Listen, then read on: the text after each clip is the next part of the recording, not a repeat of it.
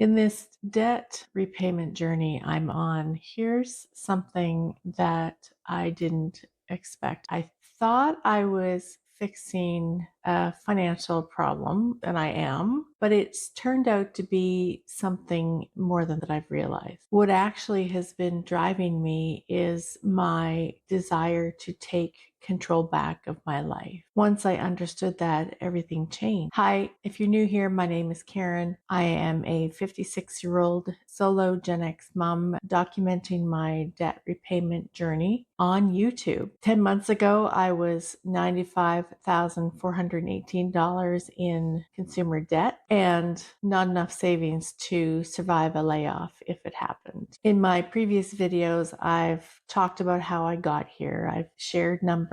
I've talked about how I'm a financial professional with 25 plus years of experience, but I still ended up in $95,000 worth of debt. I still couldn't sort out my own finances. That's changing now, but that's the way that it was not that long ago. There's a saying called "the shoemaker has no shoes," and I was a financial planner that had no finances. Today's video is a little bit different than what I've previously recorded. Here's what nobody tells you when you start paying off the debt. The real motivation isn't fear, it's what you're trying to get back. At least that's what I've found. Debt means someone else controls your life. A paycheck means someone controls your money and your time. I knew that, and I still ended up with $95,000 in debt at age 55. This is me now taking back my time as part of this whole debt repayment journey. I'm taking back my time, my money, and my life on one income as a single mom. All the advice around debt payoff is about the numbers. It's about the methods like the avalanche or the snowball or whatever method that you use to best pay off your debt. It's about interest calculations and how much interest that you'll pay over your debt repayment journey or how much you can save. And those things absolutely matter. And I use them and I track them every month on my budget spreadsheet. But none of that really addresses the real question, which is, why am I doing this? There's a lot of people that don't necessarily worry that they have debt. They don't care if they have debt and they just proceed merrily along in their lives. But for me, it was different. When I asked myself, why am I doing this? For the longest time, my answer was because I'm scared. And by doing this, I mean why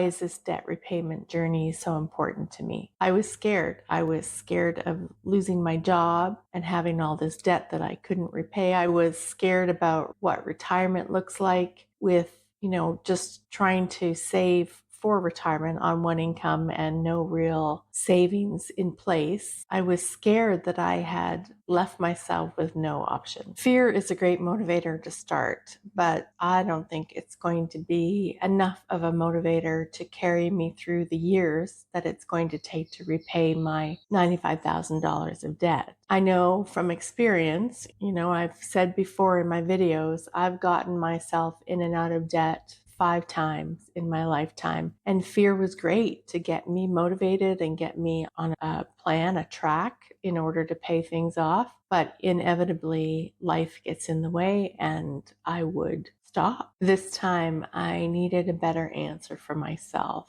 I have less time. I used to think I had lots of time. I have less time. I don't want to be hitting 60 and saddled with a bunch of debt. I don't want to die one day and, my kids are having to deal with my estate and paying off my debt. I want to be able to live joyfully in my retirement, and this is the first step in being able to do that. Every dollar I owe, someone has a claim on my money and my time. Every dollar I owe to someone who has a claim on my choices. Every month that I'm making minimum debt payments or slightly more than minimum, someone is essentially telling me how to spend my money. That's not a financial problem, that's a control problem. I have lost control in terms of my debt, or I had lost control. I'm gaining it back now. When I framed it to myself this way. I stopped just trying to pay off debt and I turned it into taking back control of my life. I want to be really specific about that term, financial freedom. It sounds really good to say that, but it doesn't really mean much until you make it personal. For me, it looks like this: the ability to leave a job that no longer works for me without it being an emergency. The ability to say no to overtime and yes to a trip with my daughter. The ability to decide where I actually want to live and not be steered by how much I can afford. The ability to choose what I want my 60s to look like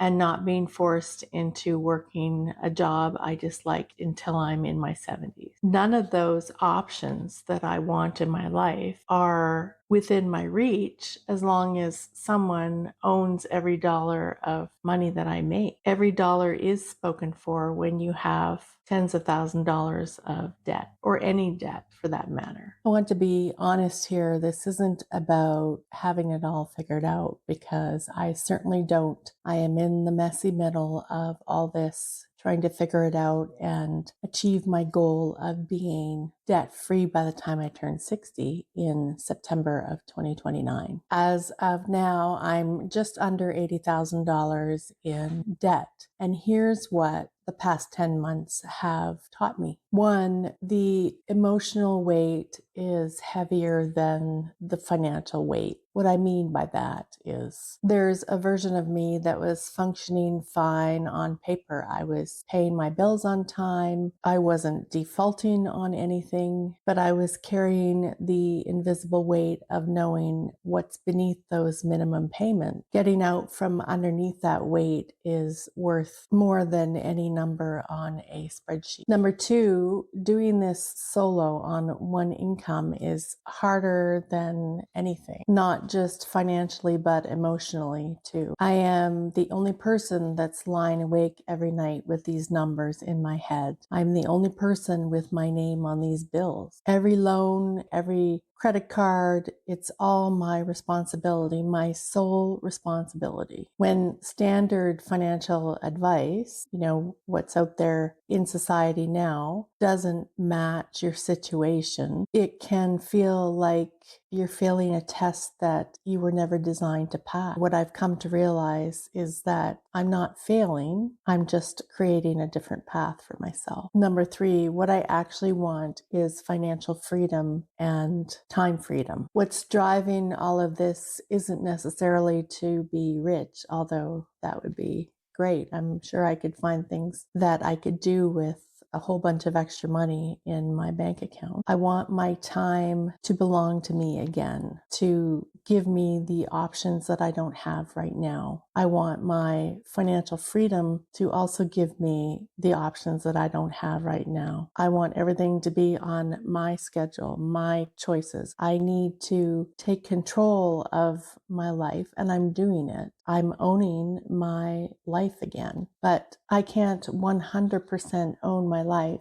until I owe $0 in debt to anyone. There's a quote out there, and I don't know who to attribute the quote to, but it says that if you owe somebody money, they'll control your life until the day you pay it all back. And I've heard that before, like in my younger years. I heard that, but it's never resonated quite the same way that it's resonating now at this point in my life. Every debt that I pay off, I get a piece of my life back. When a debt clears, that frees up that money right away. And every freed up dollar is a choice I get to make of where it goes. How much of that goes to the next debt? How much of that goes to savings? How much of that goes to the things that are really important to me? I'm not just repaying the debt, I'm rebuilding what it looks like to own my own life. That makes up what this channel is about. It's documenting my journey.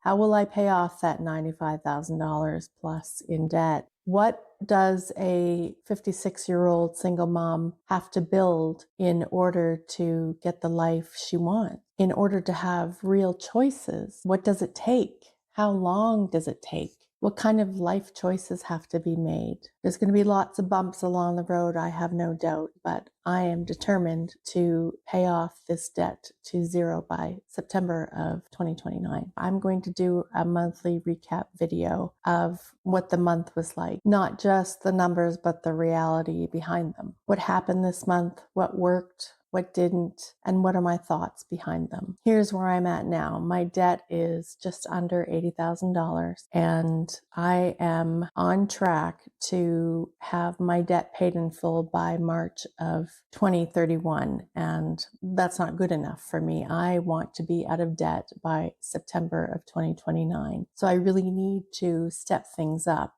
and get that debt paid off earlier. And I'm going to take you along the ride to show you what I'm doing to do that. More than just the numbers, this month I did something that I hadn't done before. I wrote down not just what I'm paying off, but what I'm paying into, what zero debt actually makes possible in my life. What will my life look like when that weight is gone? It was a more powerful exercise than I expected, and I'm going to keep doing it every month. If you want to see what the actual numbers are and how I'm tracking my budget every month, please think about subscribing and receiving notifications when I have uploaded my next video. I'm working on uploading a video at least once a week. I'd love to have you with me along the journey. Please don't hesitate to comment below. If I can help you support you in your own financial debt journey, please leave a comment below and I will respond. I know I'm not the only single mom that's in this position, and